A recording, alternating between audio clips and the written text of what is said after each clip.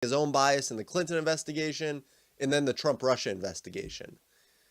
The first up to the plate in the questioning was Chairman Gowdy, and I really love the way that he grills people.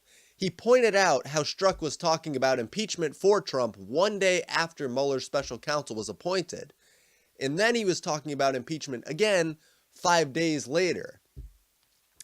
In the time span from the special counsel starting to the 5th day out, there were no interviews conducted, meaning that Strzok had nothing to really base his judgment on other than his own personal bias.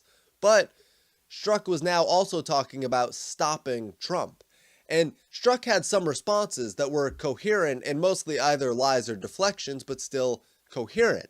So it sounds good for all the people who have just been lapping up what the mainstream media is putting down. But to anyone who actually knows the full story and understands the entirety of the IG report, it was nothing more than a theatrical act of Strzok lying while most of the House Democrats were lambasting the House majority for asking targeted questions and demanding answers. I mean, the majority of Strzok's defense can be reduced to him saying that the bias was his own and in no way affected the electoral process or the FBI and special counsel's investigations. I mean, if you dress that up with some specific events and you give it a little smirk, you have nearly every response that Strzok gave. And in Strzok's defense, I see this being an issue right away because there might not be any proof that Peter Strzok's personal bias affected how he handled the investigations. But the truth is that they broke procedure numerous times, and it was only ever in one direction. Hillary was in charge of turning over what her and her lawyer deemed to be relevant to the FBI investigation. And now, it turns out there were classified emails on her personal device that she failed to turn over to the FBI.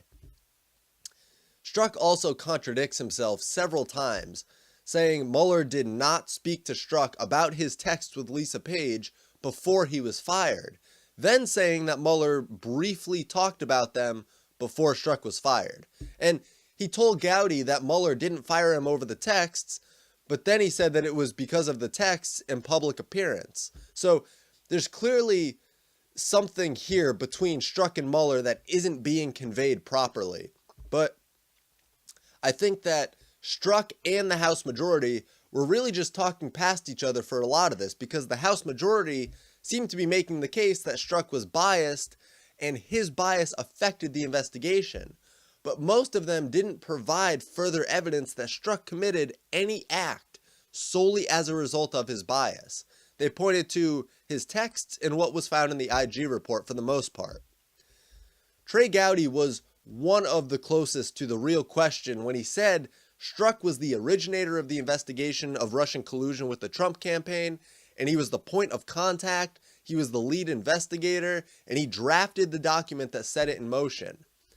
The obvious implication is that Strzok had a certain amount of power that would allow him to do whatever he wanted, but that's not entirely the case. And Strzok managed to weasel his way out of it by saying that there are multiple layers to the FBI and there are people above him and below him, so there could never be any corruption at the FBI or an institution like the FBI.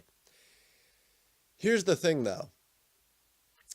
Comey, McCabe, Mueller, Mike Corden, David Loffman, James Rybicki, James Baker, Lisa Page, the people above, below, and equal to Peter Strzok are on the same team. It's why they either resigned, were fired, or are still there, but we know they have bias that's affecting their work. And yes, there's still many more people in the FBI that are perfectly decent people. After all, other FBI officials were calling for the arrest of McCabe. And there are people there who want justice. That's why this hearing with Strzok was not meant to be about what he said and how he feels politically, because every FBI official has a political leaning. But it was meant to be about how it affected the job that he did. And this is where he differs from what would be considered a good FBI agent. But to really make this claim, you have to at least point out what Gowdy did with the matter of Strzok's importance in both investigations and his political bias. But Gowdy missed the crucial part to really bring it all home. And he got close with pointing out that Strzok said, "I can protect the country at many levels," because it shows he's willing to protect the country, which we know from context means stop Trump, and at many levels means levels of influence or power. So this was glossed over in the hearing when it really shouldn't have been, because it was, in my opinion, the key moment to back Strzok into a corner, because he really can't define the terms to be in his favor at all. But the real point that needed to be addressed was a specific, indefensible action that undoubtedly shows bias. After knowing Strzok's pull in the mid-year investigation, I think that the case could certainly be made that he refused to look at certain evidence, such as the Weiner emails, which he could have pressed to at least try to obtain a warrant for, and Clinton's private emails that she didn't turn over because she didn't think that they were relevant. I mean, pressing on any of those issues would yield something, because there's credibility behind the investigation into any of that further.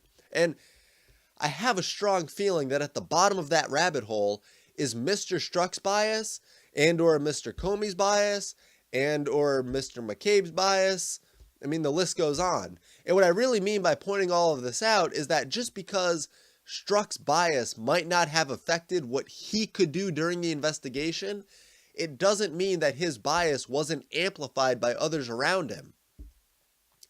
I mean, he was always in a position of influence, and statistically, he was dealing with people who share his views and biases concerning the investigations. And that's what matters. There's nothing to deaden that political bias because it's become fundamental.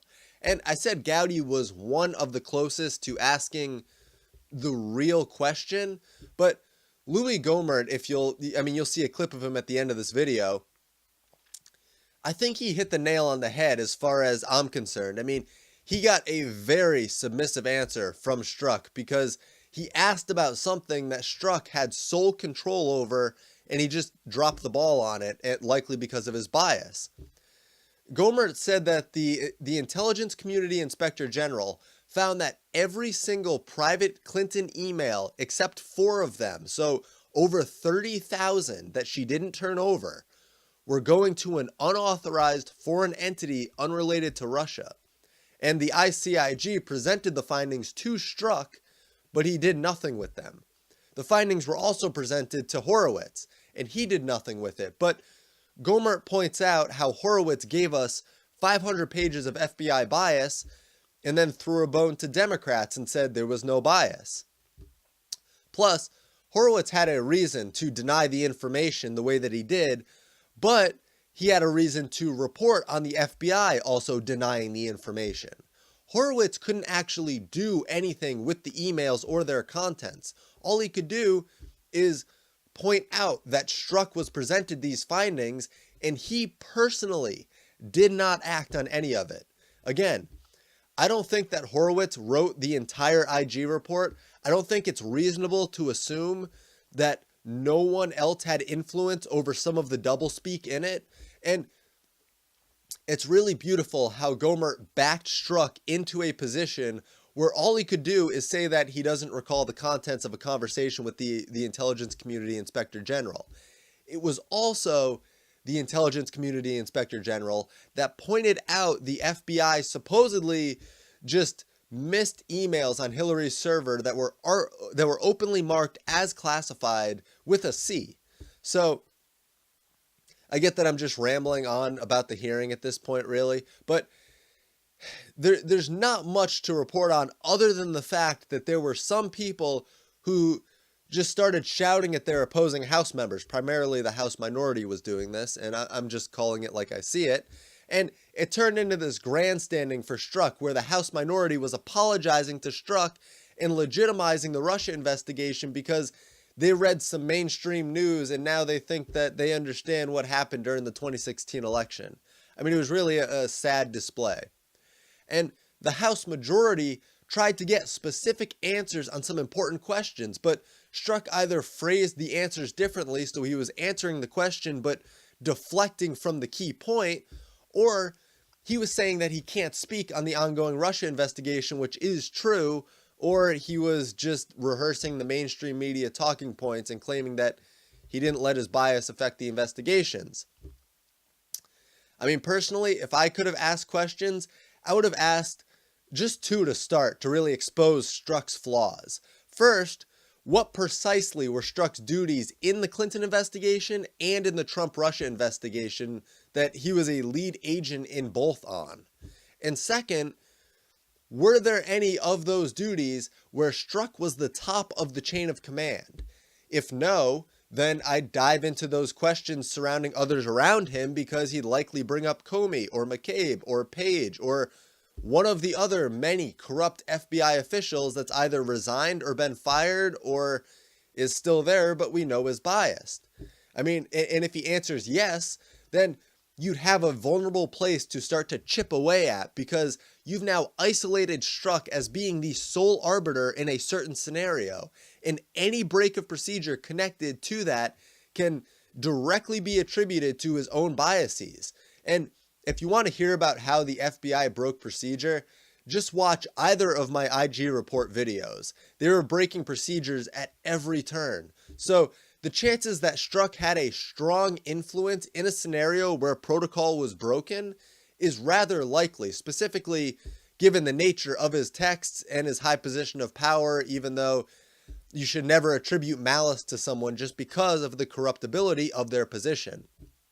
But at the very least, this would give the rest of the House majority a jumping off point to get into the vulnerable specifics, rather than a lot of the more superficial dialogue that just points out Strzok's bias, which doesn't really do a whole lot anymore. And if the truth is there, I just want it uncovered. If Strzok truly didn't let political bias affect how he handled the Clinton or Trump investigation, then let's address the real issues, which would be found through the questions that I suggested. And let's figure out what exactly is going on with Mr. Strzok. And it would also help if Strzok would turn over his personal communications rather than just communications on government devices, but Strzok and his lawyer were in charge of what they deemed to be relevant. And one of the great questions, I believe it was Mr. Goodlot asked, he asked how the communications on his personal device wasn't relevant when there were times on his government device that him and Lisa Page would say that they were switching over to a private messenger. Strzok stood his ground, saying they weren't relevant, even though earlier Strzok said to Gowdy that it was a reasonable assumption that the context of his conversations with Lisa Page on his official devices were similar in nature to his conversations on personal devices. So, where will this all end up going? I tend to think not much of anywhere. Strzok didn't reveal a whole lot besides some contradictions and biases, and the times that the House majority asked the right questions and Strzok could actually answer the question because he knew the answer, he used the methods that I described earlier, which would be deflection and saying that he couldn't comment on something because he was directed not to talk about it, and just using the mainstream media web of lies. And I guess there's a story that's kind of connected to this. Lisa Page has skipped out on a congressional subpoena for Wednesday, and she's now scheduled to meet in a closed-door meeting with congressional members today, which is on Friday, and then again on this coming Monday. And the majority was considering holding her in contempt of Congress, so I think this she'll certainly show up today and Monday. I'm recording this early on Friday in the morning because it's to cover the Strzok interview or the Strzok hearing. So I'm not certain on everything developing with Page right now, but you know, obviously if anything juicy comes of it, I'll be reporting on it. Now, to close out this video, there's one thing that I want to show you, and it's Louis Gohmert trying to yell over the House minority members that interrupted him, and it's just hilarious. I mean, he calls it like it is, saying that Strzok is lying, and he knows Strzok is lying, which is clear if you listen to Strzok's answers. And then you'll see in this clip that I'm about to show you, he goes a bit off the rails, which, I mean, he's still telling the truth. It's just not sugarcoating the truth like some people might like. Rhode Island, gentlemen, it's my time. That's a gentleman from Rhode Island will suspend. Him. No, the disgrace is what this man has done. The gentleman from Texas will suspend for a moment. There is the disgrace. and it won't be recaptured anytime soon because of the damage you've done to the justice system. And I've talked to FBI agents around the country. You've embarrassed them, you've embarrassed yourself, and I can't help but wonder when I see you looking there with a little smirk, how many times did you look so innocent into your wife's eye and lie to her about Lisa? Mr. Chairman, this is outrageous. The credibility of a witness Shame is always on an you. issue. Mr. Chairman, please. Have you, Mr. Chairman, this is intolerable harassment of the witness. What's wrong with that? You need your medication. The smirk on Strzok's face is really rather disturbing because it's some kind of cold joyousness born out of the havoc that he's helped wreak on the FBI and 2 investigations that are huge investigations.